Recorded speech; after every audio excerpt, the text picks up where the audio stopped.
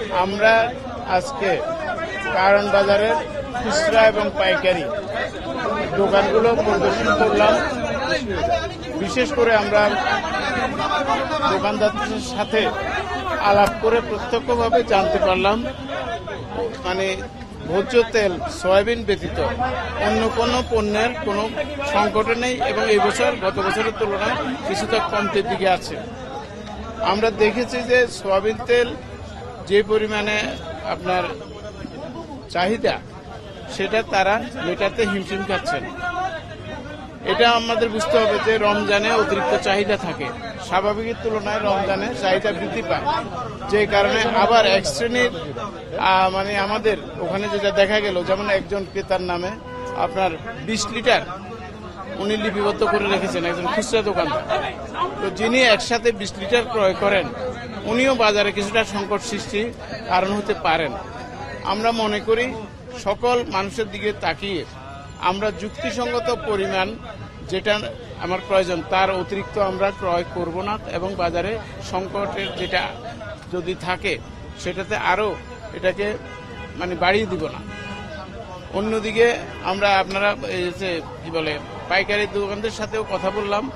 পাইকারি সাপ্লায়াররা যেটা বলতে চাচ্ছেন যে ওনাদের আগের যে চাহিদা তার সাথে সঙ্গতি রেখে বর্তমান সময়ে কিছুটা কম পাচ্ছেন। কোম্পানির সাথে যোগাযোগ করেছেন তারা সরবরাহ স্বাভাবিক করার আপ্রাণ চেষ্টা করছেন বলে আমরা জানতে পেরেছি, ওনারা বলেছেন।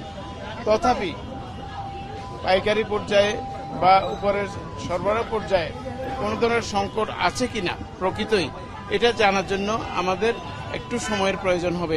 এটা একটা প্রাতিষ্ঠানিক বিষয়, এটাকে আমরা একটা তদন্ত করব, তদন্ত করে আমরা জানাতে পারবো এবং তাদের প্রতি উদাত্ত আহ্বান থাকবে আপনাদের মাধ্যমে যতটুকু আছে সেটা দিয়ে বাজারের সংকটটাতে কোনো প্রকারের না হয় সেজন্য আপনারা আপ্রাণ চেষ্টা করেন। এটা একটা রমজান মাস, প্রথমত আমাদের এই মুসলিম প্রধান দেশে রমজান মাসে সবাই অত্যন্ত স্বস্তির সাথে রমজানটা পালন করতে চায়। ভোজ্য তেল আমাদের সংস্কৃতিতে গুরুত্বপূর্ণ, কারণ বিভিন্ন ভাজা পোড়া খেয়ে থাকে তারা। সুতরাং সয়াবিন তেলের পর্যাপ্ত সরবরাহ হলে মানুষ একটু স্বস্তিতে থাকবে। হ্যাঁ, সেটা আমরা সবাই মিলে এটা মানুষকে স্বস্তিতে রাখার চেষ্টা করি। এটা সবার প্রতি উদাত্ত আহ্বান থাকবে। আর টেকনিক্যাল কোনো যদি হয় প্রবলেম হয় আমরা সরকারের দিকে বলি, সরকারের বিভিন্ন সংগঠনকে, কোথাও যদি এরকম দেখা যায় যে টেকনিক্যাল কারণে সয়াবিন তেল অতি দ্রুত সরবরাহ করা সম্ভব, সেই টেকনিক্যাল কারণটা অতি দ্রুত সলিউশন করে বাজারটাকে ঠিক রাখার ক্ষেত্রে তারাও ভূমিকা রাখবে। এই হলো আমার কথা। ডিজি মহোদয়, আমরা যতটুকু জানি যে আমাদের চাহিদার কতটুকু কি পরিমাণ রমজানকে দিয়ে থাকে সেটার তথ্য আমাদের কাছে আছে। আমাদের কি পরিমাণে দরকার সেটা আনানোর জন্য এলসি করা হয়েছে সেই তথ্য আমাদের কাছে আছে। কি পরিমাণ তেল সয়াবিন তেল আমাদের বন্দরে এসেছে নোঙর করেছে সেই তথ্য আমাদের কাছে আছে এবং সেটা এখন না, বিগত 3 থেকে 4 মাস আগে থেকে আমাদের কাছে আছে। তারপরও এই বাজারে যে মানে সংকটটি দেখা দিয়েছে এটির জন্য আসলে কি সমস্যাটাকে আপনারা দায়ী করছেন এবং যারা এই যে 5 থেকে 6টি কোম্পানির বিরুদ্ধে প্রতি বছরই কিন্তু আমরা অভিযোগ পাই এবং এই ভোক্তাধিকার বারবারই থেকে আমরা তদন্ত করে ব্যবস্থা নেব। এবারে আসলে পরিবর্তিত পরিস্থিতিতে আপনি কি ধরনের ব্যবস্থা নেবেন? এইভাবে ব্যবস্থা নিতেই থাকবেন নাকি ভোক্তা সাধারণত এইভাবে কষ্ট দিতেই থাকবেন আপনারা? দ্বিতীয় প্রশ্নের বিষয়ে আমি বলবো না, এটা আপনারা সিদ্ধান্ত নেবেন। প্রথম প্রশ্নের বিষয় হলো যে আমরা একটা অর্গানাইজেশনাল বিষয় যেটা তদন্ত সম্পন্ন, আগে যদি তদন্ত সম্পন্ন করে না থাকে সে বিষয়টা আমি বলতে পারছি না। আমি আশা করছি যে আগামী আপনাকে টাইম দিচ্ছি যে সর্বোচ্চ 15 দিনের মধ্যেই যদি পারি, এবং সর্বোচ্চ মানে 15 থেকে আমি বলবো 22 দিন, 3 সপ্তাহের মধ্যে রমজান শেষ একটা প্রতিষ্ঠানের তদন্ত এর আগে সম্ভব যদি হয় সেটাও আমরা করব।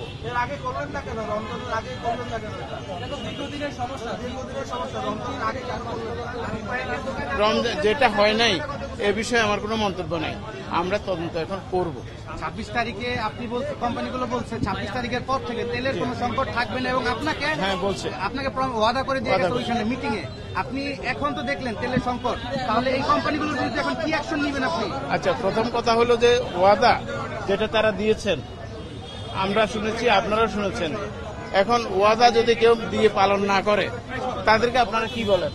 আপনাদের হাতে আইনি ব্যবস্থা নেওয়ার জন্য সেটা তো আছে। সেই প্রশাসনিক ব্যবস্থা হলো যে আমাদের প্রশাসনিক ব্যবস্থা নেওয়ার জন্যই তদন্তের দরকার। মাননীয় ডিজি মহোদয়, হ্যাঁ, তাহলে তারা এখন যখন ওয়াদা আমি- করছে তাহলে মুনাফিক বলা চলে তাদেরকে। এটাই আপনারা যা বলেন এ বিষয়ে আমার কোনো মন্তব্য নেই। তাহলে আপনার মন্তব্যটা জানতে চাই, তাদেরকে আপনি কি বলে আখ্যা দিতে চাচ্ছেন? আপনারা যা বলেন ওয়াদা ভঙ্গ করে থাকলে আপনারা যা বলছেন এর বিপরীতে আমার কাছে কোনো বলার মতো কোনো শব্দ নাই। আমরা তো বললাম যে আজকেই আমরা তদন্ত কমিটি করব। পরবর্তীতে তদন্তে একটা বিষয় আছে, সেটা হলো আমাদের বন্দরের তথ্য নিতে হবে, চট্টগ্রাম পোর্টের, হ্যাঁ, আমাদের কাস্টমসের তথ্য নিতে হবে, এনবিআর এর তথ্য নিতে হবে, নিয়ে কোম্পানিগুলোর থেকে তথ্য কালেকশন করতে হবে।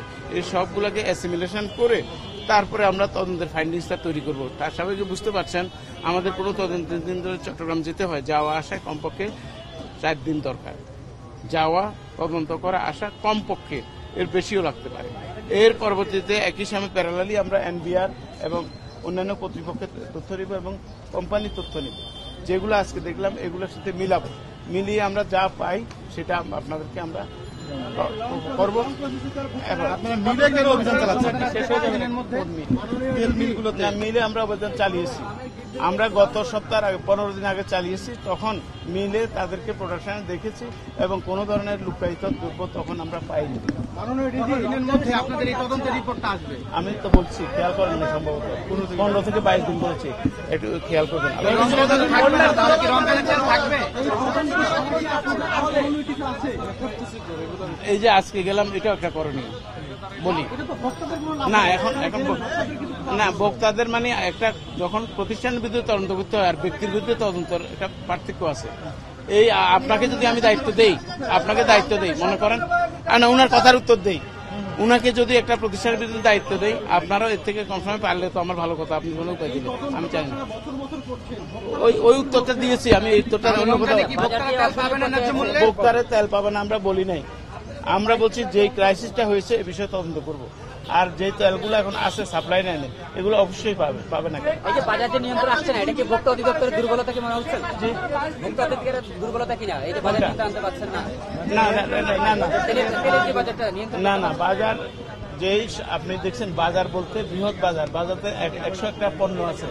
আপনি দেখছেন শুধু সোয়াবিন তেল নিয়ে ক্রাইসিস, অন্য সকল পণ্য কম দামে আপনাদের সম্মুখে পড়েছে। তাহলে বাজার নিয়ন্ত্রণে যায় বলতে যেটা জেনারেলি বুঝেন, এটার সাথে আমি একমত। মানে ডিজি মহোদয়, এখন কিন্তু লেবুর বাজার অস্থিরতা, লেবু লেবুর দাম 80 টাকা, এগুলো আসলে কেন আপনারা লেবু এখন 80 টাকা, অথচ সিজন এখনো চলছে? হ্যাঁ, একটা শেষ প্রশ্ন করেন, সমান প্রশ্ন।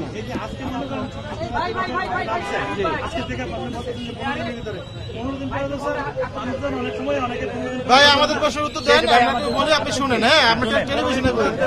আমরা ডিজি মহোদয়, এখনো কিন্তু সবজির বাজারে লেবু, বেগুন এই সমস্ত জিনিসের দাম বাড়া। একটা জিনিস আমরা মাথায় রাখি, আবার শুনছি, সেটা হলো যে সবজিটা একটা মৌসুমী পণ্য, 12 মাসে সবজি ফলে না। 12 মাসে যেহেতু ফলে না, সবজির একটা অফ সিজন আছে, পিক সিজন আছে এবং একটা মিন সিজন আছে।